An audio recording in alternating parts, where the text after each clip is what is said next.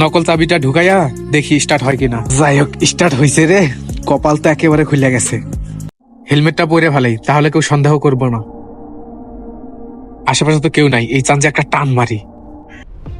চিপা থেকে বাইকটা বের করে ঘুরে আর টান দেই। বাইকের মালিক আসার আগে এখান থেকে তাড়াতাড়ি যেতে হবে। এখন যদি আমি ধরা খাই তাহলে তো আমার কপাল পুরাটাই খারাপ। যাই হোক, তাড়াতাড়ি টান দেই কেউ দেখার আগে। কি ব্যাপার, কতক্ষণ ধরে আমি এখানে বসে আছি, এখন আসতেছে না কেন? শুধু শুধু এখানে আসলাম আমি। 300 টাকাই দিল, 10 টাকা বেশিও দিল না। কি ব্যাপার, আমার গাড়ি কোথায়?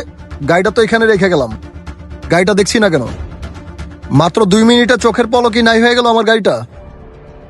এই ভাইয়াটাকে জিজ্ঞেস করি। এক্সকিউজ মি ভাইয়া, আর একটু ফোনটা রাখো তো। এখানে আমার গাড়িটা ছিল, গাড়িটা দেখছেন আপনি? কি বলেন ভাই, আপনার গাড়ি আপনি এখানে রেখে গেছিলেন? আমি প্যাসেঞ্জারের কাছ থেকে ভাড়া আনতে গেছিলাম, ভাঙটি টাকা ছিল না এই জন্য। ভাই আপনার গাড়িকে আপনি লক করে থুয়ে যান নাই? তালা মারতে মনে ছিল না ভাই, আমি মনে করছি টাকাটা দিবে, টাকাটা নিয়েই তো আমি চলে